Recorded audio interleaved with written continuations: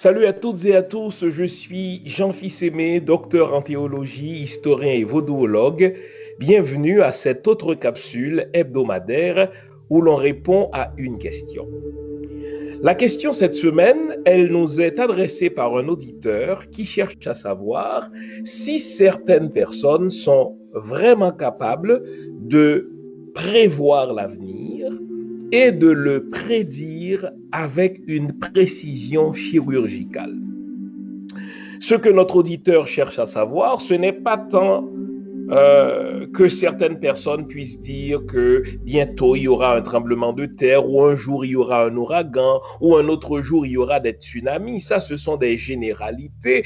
Tout le monde peut savoir, sans avoir un don particulier, qu'un jour il y aura un tremblement de terre quelque part, ou qu'un autre jour il y aura des guerres, ou encore qu'un autre jour il y aura des ouragans. Ça, ce sont des généralités. Ce n'est pas cet aspect-là qui nous concerne. La question qui nous préoccupe et à laquelle nous allons tenter d'apporter quelques éléments de réponse, elle est la suivante. Est-ce que certaines personnes ont le don de prédire l'avenir avec précision? Si oui, comment expliquer ce phénomène? Comment expliquer ce don?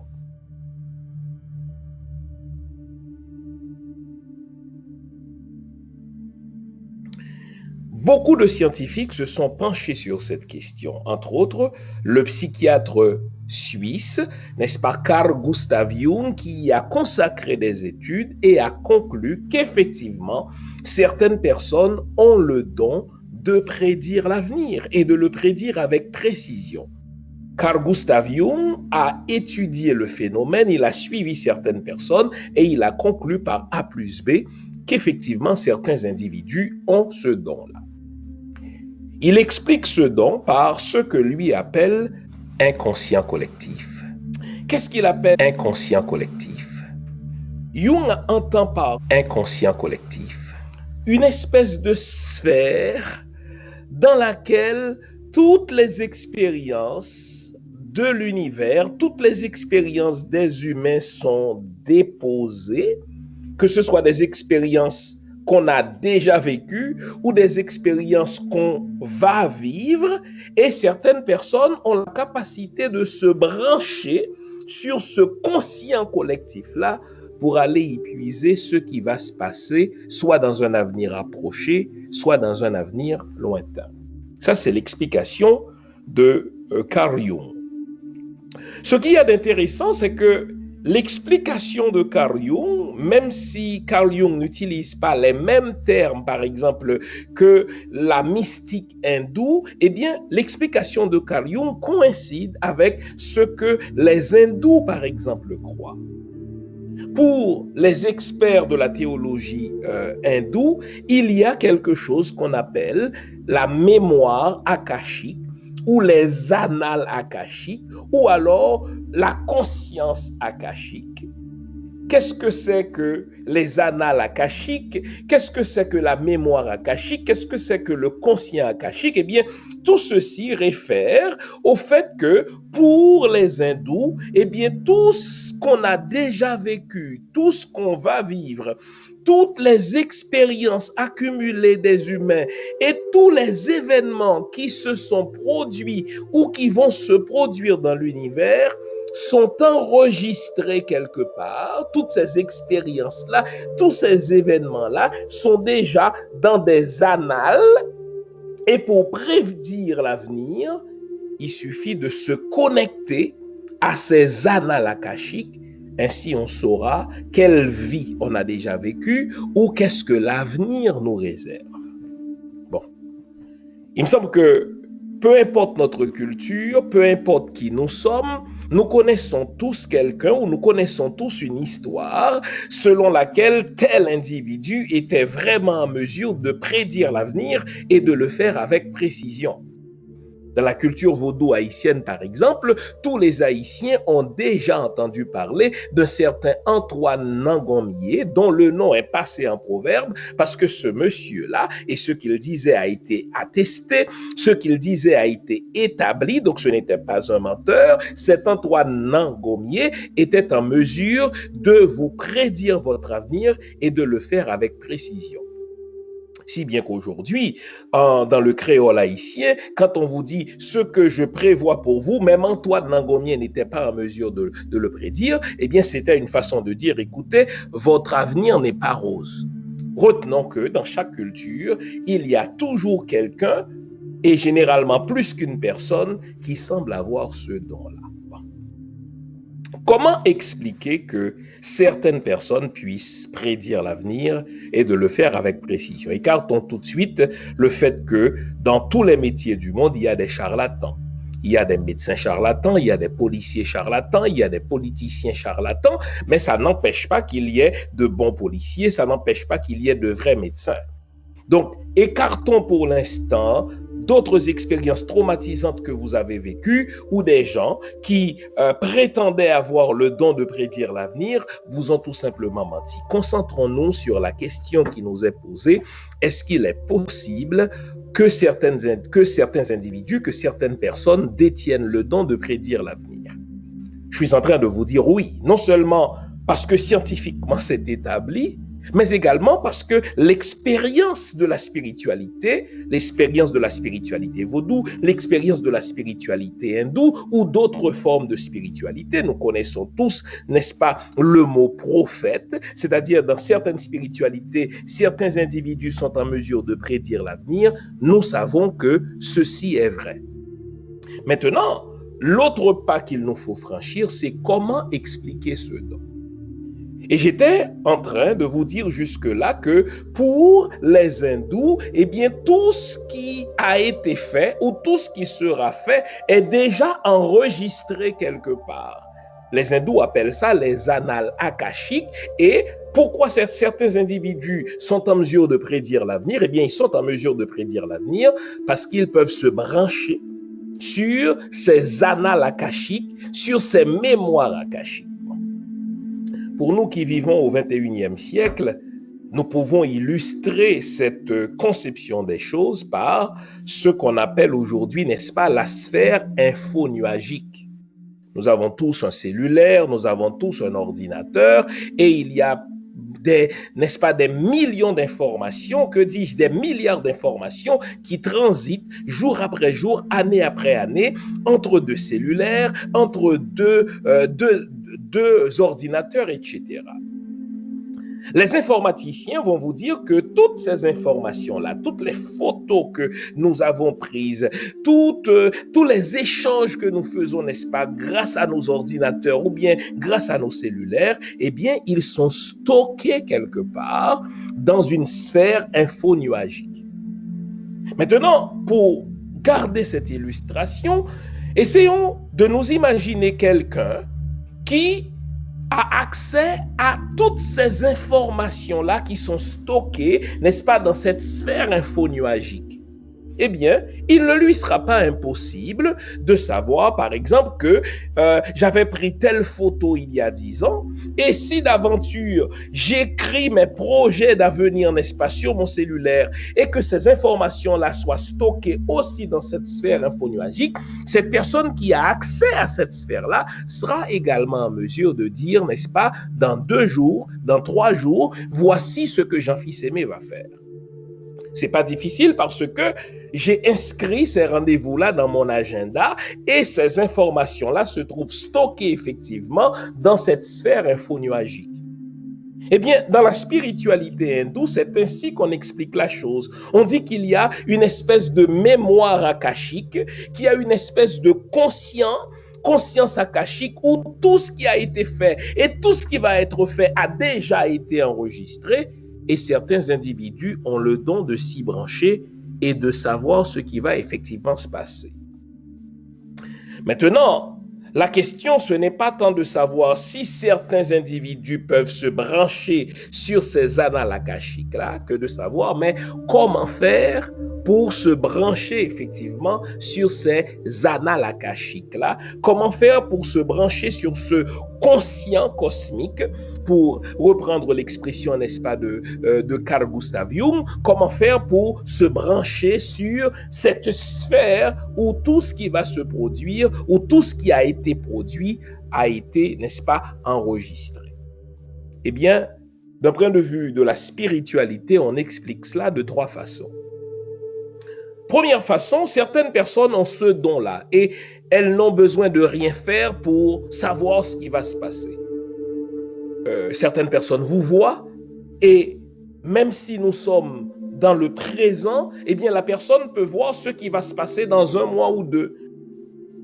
Vous direz que ces personnes-là ont un don, mais elles ne font rien pour cela. Elles sont nées avec ce don-là. Elles sont en mesure de vous dire de quoi vous allez mourir. Elles sont en mesure de vous dire faites attention, vous risquez d'avoir un accident demain. Faites attention, votre fils ou que dis-je encore, quelqu'un de votre entourage va avoir tel problème. Et cette personne-là est née comme ça. C'est incidemment ces personnes-là qu'on appelle des médiums.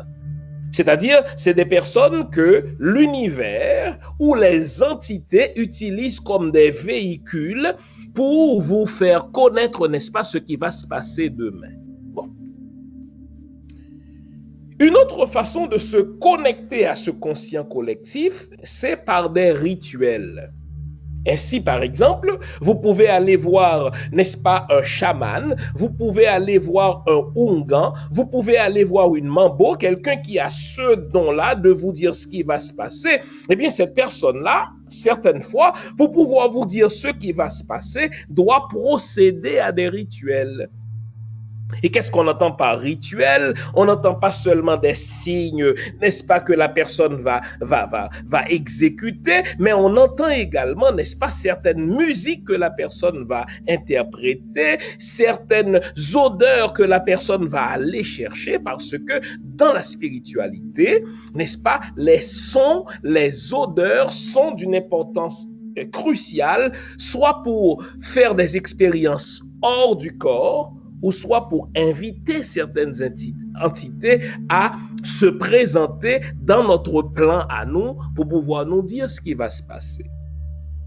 Et vous allez noter que aujourd'hui, on est de plus en plus convaincu que certaines fréquences sont de nature à faciliter des expériences hors du corps. Autrefois, on pensait que c'était des pathologies, autrefois, on pensait que c'était des maladies, mais de plus en plus aujourd'hui, maintenant qu'on en sait un petit peu plus avec la physique quantique, etc., eh bien, on réalise que certaines fréquences, on va même jusqu'à avancer que la fréquence de 110 Hz, par exemple, eh bien, c'est une fréquence qui facilite des expériences en dehors du corps. De même, ce sont des fréquences qui facilitent l'entrée dans notre monde de certaines entités. Et lorsqu'on on procède à ces rituels, lorsqu'on joue certains rythmes, lorsqu'on entonne certaines musiques, lorsqu'on brûle certaines odeurs, eh bien les entités descendent, ou alors c'est nous qui laissons notre corps pour aller nous brancher sur ces annales akashiques-là, et nous sommes en mesure de prédire l'avenir.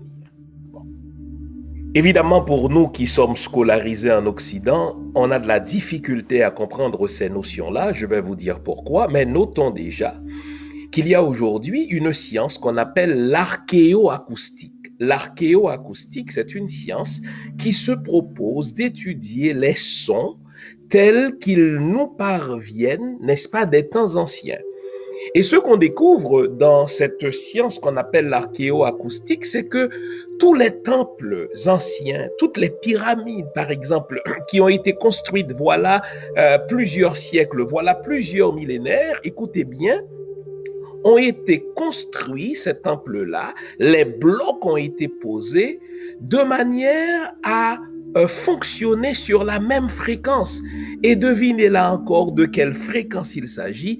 Il s'agit de la fréquence 110 Hz, qui est considérée par nous dans le domaine de la spiritualité comme la fréquence de la connexion avec les autres planètes, comme la fréquence de la connexion avec les divinités, comme la fréquence de la connexion avec des autres entités.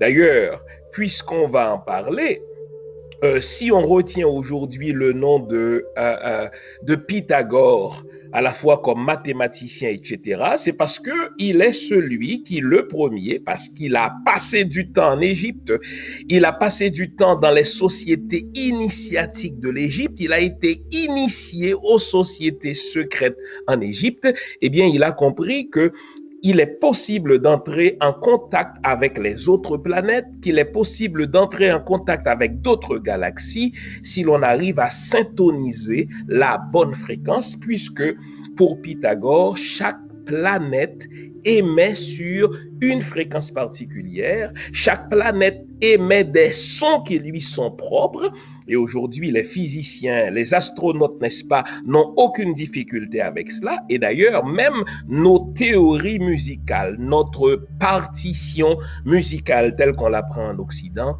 vient de ces théories que Pythagore a apprises en Égypte lorsqu'il a découvert que les sons peuvent faciliter soit des expériences hors du corps ou peuvent faciliter l'entrée des entités extraterrestres dans notre planète pour nous révéler ce que nous considérons comme à venir. Évidemment, allais-je dire, pour nous qui sommes scolarisés en Occident, nous avons de la difficulté avec cela parce que nous subissons encore ce que j'appelle les préjugés du paradigme du XVIIIe siècle. Évidemment, quand on parle aujourd'hui du XVIIIe siècle, c'est des gens qui se faisaient appeler pompeusement, n'est-ce pas, Aufklärung, n'est-ce pas, le siècle des Lumières. Mais à bien des égards, ce sont des gens qui avaient des préjugés par rapport à ce que la science était, des préjugés pompeux, et par rapport à ce que la spiritualité fut. Par exemple, les gens du XVIIIe siècle vont vous dire que maintenant que nous avons la science, maintenant que nous avons le véritable savoir, nous n'avons plus besoin de spiritualité, nous n'avons plus besoin de croyance. Bon. Sauf le respect que je dois pour ces gens-là, à bien des égards, ce sont de gros imbéciles parce qu'ils ont dit des imbécilités. Exemple, quand vous considérez un monsieur comme Michel de Notre-Dame, qui a vécu au XVIe siècle, donc 2 siècles avant le siècle des Lumières. Michel de Notre-Dame était médecin, il était mathématicien, il était apothicaire, l'équivalent de pharmacien, et pourtant, Michel de Notre-Dame se livrait à des pratiques divinatoires grâce auxquelles il prédisait l'avenir. Donc, voilà comment un Michel de Notre-Dame arrivait à concilier sa science positive, n'est-ce pas, au sens de mathématiques, au sens de médecine, à ses croyances. Et aujourd'hui, si le nom de Michel de Notre-Dame est connu, ce n'est pas tant parce qu'il est médecin, ce n'est pas tant parce qu'il fut apothicaire, ce n'est pas tant parce qu'il fut mathématicien, mais c'est parce qu'il nous a laissé des livres de prophétie. Donc, le XVIIIe siècle nous a fait avaler des couleuvres. Le XVIIIe siècle, ces philosophes des Lumières, n'est-ce pas, ont dit des conneries en ce qu'ils ont coupé au couteau, n'est-ce pas, ceux qui, même si on doit les distinguer comme domaine, ne sont pas faits pour être opposés. Je crois que la science et la magie ne s'opposent pas. La science, c'est un savoir. Le mot scientia signifie savoir. Eh bien, la spiritualité ou la magie, n'est-ce pas, sont des savoirs aussi, sauf que la science procède différemment pour parvenir à ces vérités. Elle démontre différemment ces vérités, tandis que la spiritualité ou la magie procèdent différemment, mais la spiritualité et la magie ne sont pas moins savoir que la science n'est savoir. Un autre exemple que je pourrais vous prendre pour me limiter à ces exemples en Occident, eh bien, c'est l'exemple de Leonardo da Vinci. Leonardo da Vinci est pour l'Occident l'un des savants les plus accomplis. Il est mathématicien, il est inventeur, il est artiste, il est chimiste, mais il est aussi alchimiste. Donc, il pratiquait des procédés divinatoires pour essayer de comprendre l'univers. Donc, toutes ces coupures que depuis le XVIIIe siècle, nos universités nous imposent, à savoir, si je suis scientifique, je ne peux pas croire en la magie. Si je suis scientifique, je ne peux pas pratiquer la spiritualité. C'est de la bouillie pour des chats, c'est de la foutaise. Quand on prend le temps de regarder l'histoire des savoirs dans le monde, eh bien, cette coupure que l'on fait, cette opposition que l'on dresse entre science et magie ne tient pas la route. Et puisque je suis afro-descendant, comment ne pas citer l'exemple d'Imhotep? en Égypte.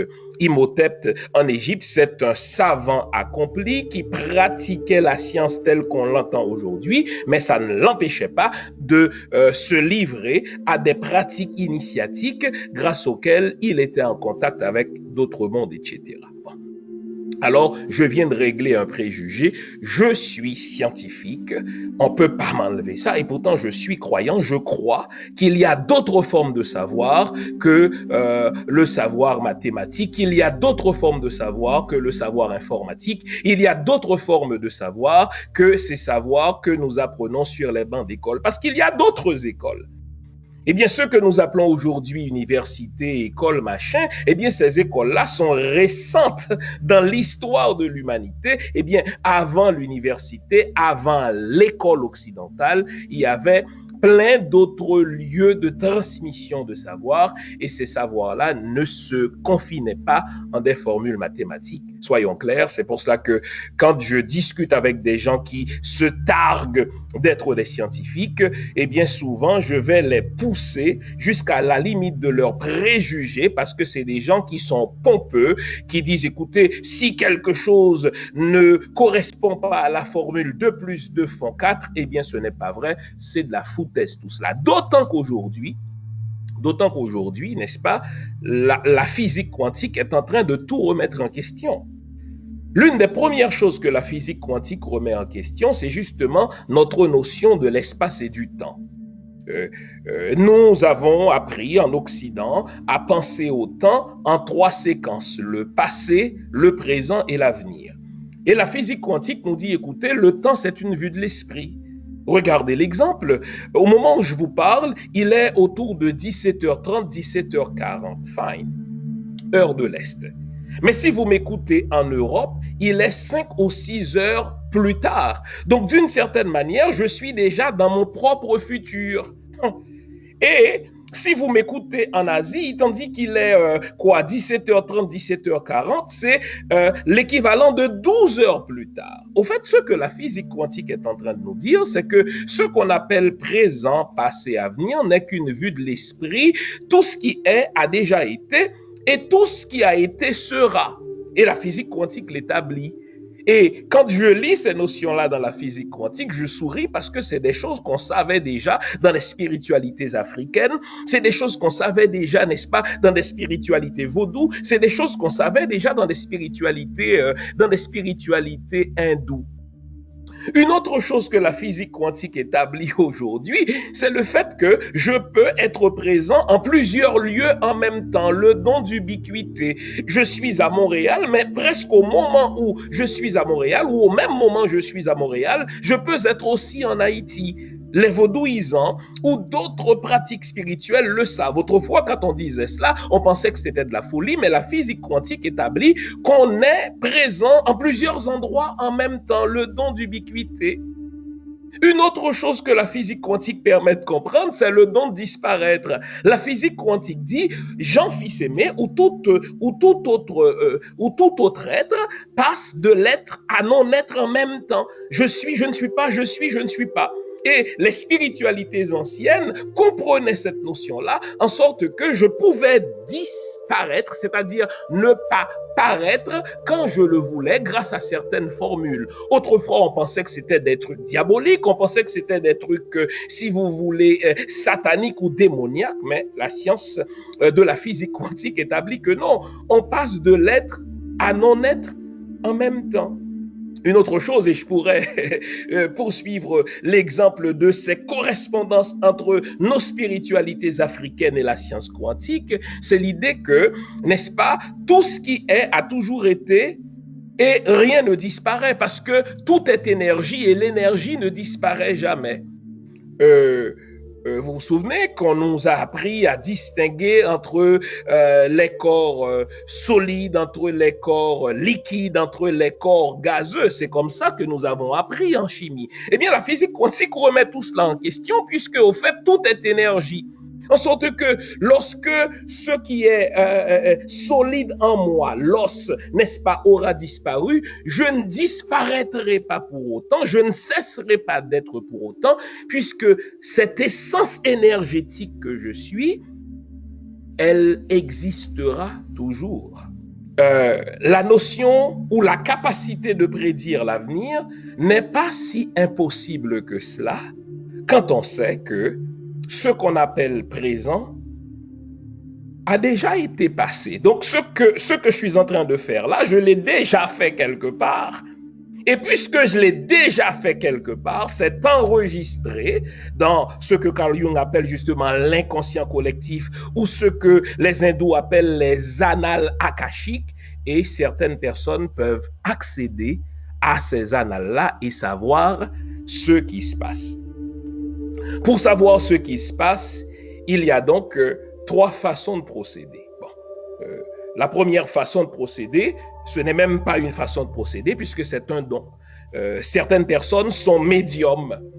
Elles ont une sensibilité qui leur permet, cette sensibilité-là, d'accéder en temps réel à d'autres plans, des plans que nous considérons ici comme un avenir, mais qui est un passé sur cet autre plan-là, et ces personnes-là voient ce qui va vous arriver. Ces personnes-là voient ce que vous allez vivre, et ce que vous allez vivre est pour ces personnes-là quelque chose que vous avez déjà vécu. Puisque dans la spiritualité, encore une fois, le présent, le passé et l'avenir ne sont pas le présent et le passé et l'avenir, c'est tout simplement le réel. Une deuxième façon de connaître l'avenir, c'est par des pratiques divinatoires. C'est intéressant que depuis 2005, par exemple, l'UNESCO considère l'IFA, les pratiques divinatoires pratiquées par les Yoruba, ou bien qu'on appelle Afa chez les Togolais, comme faisant partie du patrimoine culturel de l'humanité. Livre à un certain nombre de pratiques divinatoires grâce auxquelles ils arrivent à prédire l'avenir avec précision. Je n'ai pas l'occasion d'entrer dans ces détails-là, mais chaque culture, et les cultures généralement les plus anciennes, détient des façons, des procédés divinatoires par lesquels, tel individu qu'on appelle Ungan, qu'on appelle Mambo, qu'on appelle Bokor, qu'on appelle chaman, mettez-en, ces individus-là parviennent à prédire l'avenir. Et encore une fois, vous allez noter, dans ces pratiques divinatoires, il y aura des rituels, c'est pas de la démagogie, parce que les rituels sont des signes, c'est un langage qu'on entretient, langage qui est compris par les entités qu'on invoque et par les initiés qui parlent ce langage-là, et dès qu'on procède à ces rituels-là, les entités répondent par leur présence. Donc il y a des rituels, il y a de la musique, et quand je dis de la musique, ça peut ne pas être un son compliqué. Par exemple, les bouddhistes vont émettre le son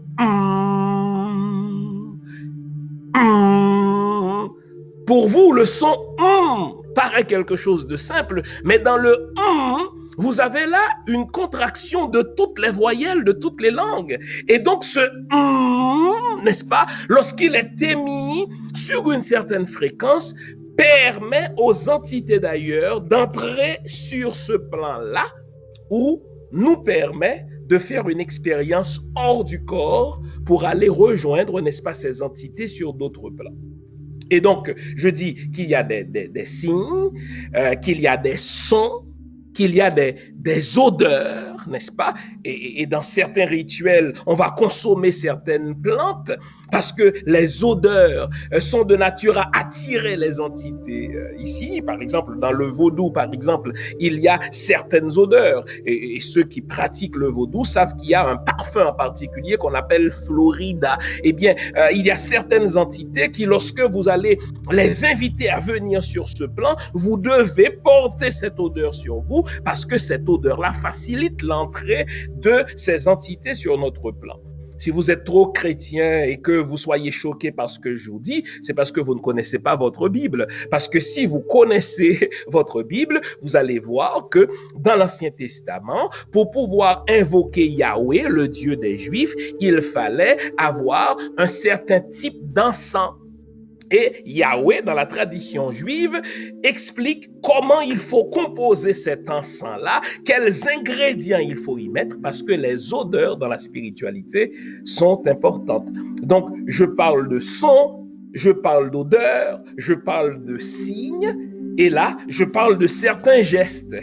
Parce que si quelqu'un n'est pas initié et qu'il voit, par exemple, un geste que je fais, il peut passer à côté de cela, par exemple. Mais si vous êtes initié, tel geste que je fais a une signification, n'est-ce pas, particulière. En linguistique, on appelle le signifiant et le signifié. Donc là encore, ce n'est pas le moment d'entrer dans cela. Donc vous notez que, eh bien, ce qu'on appelle spiritualité, ce qu'on appelle magie, et que depuis le XVIIIe siècle, on a tendance à regarder de haut, eh bien, la spiritualité, la magie sont au fait des formes de science, ce sont au fait des formes de savoir très avancées. Donc, tout ceci pour vous dire, il est possible de connaître l'avenir avec précision. Certaines personnes ont ce don, d'autres personnes doivent passer par des pratiques divinatoires, soit pour faire entrer des entités d'ailleurs sur notre plan, ou alors soit pour nous permettre de laisser notre plan à nous pour aller retrouver des entités sur d'autres plans. Et quand on est sur d'autres plans, eh bien, on peut regarder, n'est-ce pas, notre planète de haut, en sorte que ce qui est passé, ce qui est présent, ce qui est futur, forme un bloc. Exemple, et aujourd'hui c'est de plus en plus établi dans les écoles de médecine, en particulier dans certaines écoles de médecine en France, qui consacrent des départements à cela, lorsque les gens font des expériences de mort provisoire. Notez déjà la formule contradictoire, on appelait ça un oxymore. Si vous prenez votre dictionnaire, vous regardez le mot mort, mort signifie cessation de toute vie. Et normalement, on ne devrait pas coller au mot mort l'attribut provisoire. Eh bien, certaines personnes peuvent être provisoirement mortes, donc cliniquement elles sont mortes, et tandis qu'on les considère comme étant mortes, ces personnes-là peuvent voir ce qui se passe dans telle chambre d'hôpital et en même temps voir ce qui se passe chez elles, ces personnes-là, et en même temps voir ce qui se passe à leur milieu de travail. Et au même moment, ces personnes-là vont communiquer avec leur mari qui est chez eux. Ces personnes-là voient ce qui se passe dans leur chambre d'opération où elles sont considérées comme cliniquement mortes, et ces personnes-là peuvent aller voir, n'est-ce pas, leur mère, ou parfois ces personnes-là ont vu tels parents qui sont déjà décédés. Pour quelle raison? C'est parce que eh bien, ces personnes-là font une expérience hors du corps. Par expérience hors du corps, elles font une expérience hors de leur plan cosmique. Et de l'autre plan où elles sont, ces personnes-là, elles peuvent vous dire ce qui se passe dans ce qu'on appelle le futur, mais qui pour elles, ces personnes-là, n'est pas plus futur que ce que je fais n'est pas plus présent, ou ce que j'ai fait hier n'est pas plus passé. Donc, passé, présent, futur, c'est des vues de l'esprit. Et pourquoi nous avons l'impression que certaines personnes ne peuvent pas prédire l'avenir, c'est parce que depuis le XVIIIe siècle, on nous a appris à considérer le passé comme quelque chose qui est déjà fait, le présent comme quelque chose qui est en train de se faire et le futur comme quelque chose qui n'est pas encore fait. Tandis que dans la spiritualité, tout cela, n'est-ce pas, est très relatif. Eh bien, j'espère vous avoir été utile. Mon objectif, c'était de répondre à cette question le plus honnêtement possible, comme homme de science, mais également comme homme de spiritualité, comme homme ayant reçu sa formation en Occident, mais homme avec des racines profondément haïtiennes, donc profondément africaines. Et en vérité, je n'éprouve aucun complexe à dire qu'à bien des égards, et je voudrais terminer là-dessus, à bien des égards, les spiritualités sont beaucoup plus avancées que les sciences en beaucoup de choses. Les spiritualités comprennent mieux l'univers que les sciences. Les spiritualités comprennent mieux, n'est-ce pas, comment fonctionnent les planètes mieux que les sciences. Voilà pourquoi dans le passé, beaucoup d'hommes que nous considérons comme des hommes de science d'aujourd'hui, les Pythagores, ont dû se rendre en Égypte pour s'initier à des sociétés secrètes, des sociétés magiques, afin de mieux comprendre ce qui